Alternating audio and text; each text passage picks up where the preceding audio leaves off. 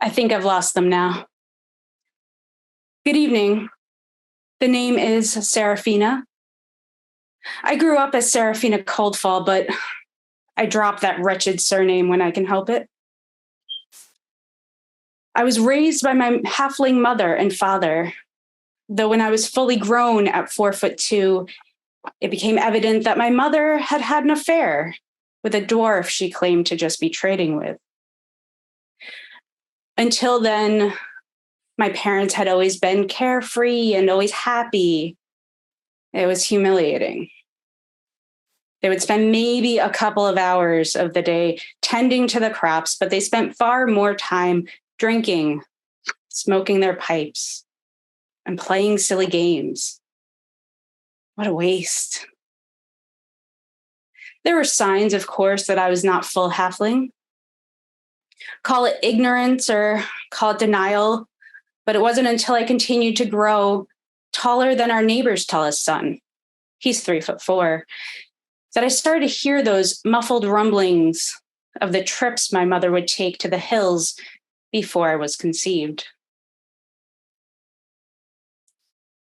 Soon, the jovial drinking turned to nights of ugly insults. When the harsh words turned to physical fights, I fled. I was 16, but I had nothing to gain by staying. I heard the whispers of those lazy townfolk. I needed to do something productive with my life. Unfortunately, the lazy lifestyle of my parents left little to steal on my way out. I had to resort to more unsavory means of getting by. It started as just stealing a little bread or a little bit of coin to get by, but I realized I liked it. I got a thrill every time I did something just a little bit riskier than the last. I was good at it too. One day, however, I was caught by a human tanner. Can you believe it? A human? He was older for a human, and he needed some help. He offered me food and a place to stay as long as I did some work for him. His name was Abe. At first, Abe just had me keep watch of the shop. Maybe he was testing my loyalty, or maybe he just wanted to see how quick my reflexes were. Whatever it was. When he found that what he was looking for, he taught me how to kill a beast in the woods and take its skin. I caught on quickly. I was much stealthier and nimbler than he, so I was much more able to sneak up on a doe before slitting her throat. I didn't mind the warm blood or the feeling as her life left the carcass. I saw the gleam in Abe's eye. I saw the hope. It wasn't long before Abe tasked me with my first real job. It paid well, better than I knew he could afford. So I didn't mind the details so much. He gifted me this dagger. It was new and freshly sharpened.